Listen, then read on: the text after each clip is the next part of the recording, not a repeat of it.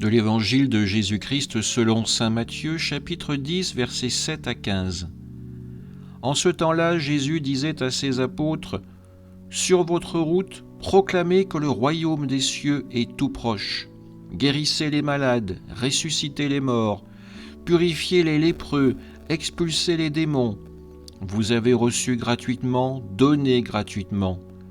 Ne vous procurez ni or, ni argent, ni monnaie de cuivre à mettre dans vos ceintures, ni sac pour la route, ni tunique de rechange, ni sandales, ni bâton.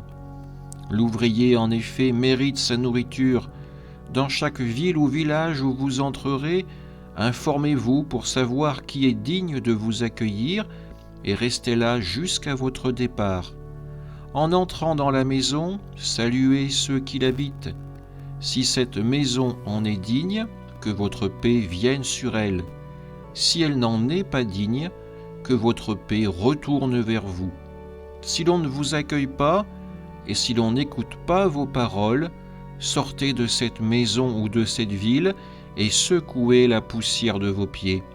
Amen, je vous le dis, au jour du jugement, le pays de Sodome et de Gomorrhe sera traité moins sévèrement que cette ville. Acclamons la parole de Dieu. Dans l'évangile que nous venons d'entendre, Jésus envoie ses apôtres en mission.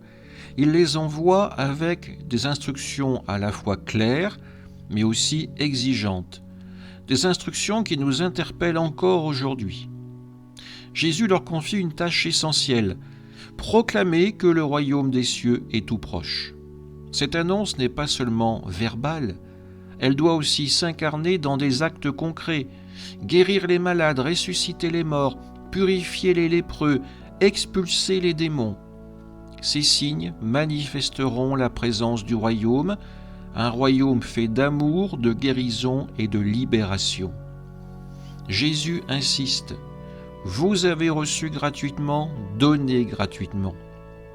La mission n'est pas une quête de profit, mais un don désintéressé, à l'image de la grâce que nous recevons de Dieu. Jésus demande aussi aux disciples de partir légers, sans or, sans sac, sans tunique de rechange. Cette radicalité nous rappelle que la mission repose sur la confiance en la providence de Dieu et non sur nos sécurités matérielles. L'ouvrier mérite sa nourriture, mais c'est Dieu qui pourvoit à travers l'accueil des autres. Enfin, Jésus parle de l'accueil, mais aussi du refus. Les disciples doivent offrir la paix, mais si elle est rejetée, ils sont invités à secouer la poussière de leurs pieds et à poursuivre leur chemin. Ce geste, loin d'être un jugement, souligne la liberté de chacun face à l'Évangile. Pourtant, Jésus avertit : refuser la bonne nouvelle a aussi des conséquences, car elle est une invitation à la vie. Cet Évangile nous appelle à être, nous aussi, des missionnaires. Dans nos vies quotidiennes, nous sommes envoyés pour témoigner du royaume par nos paroles, par nos actes, et aussi par notre charité, notre simplicité. Comme les apôtres, nous sommes invités à faire confiance à Dieu, à offrir son amour gratuitement, sans attendre de retour.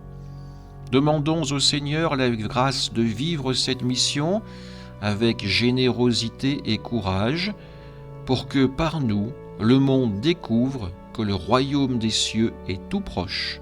Amen.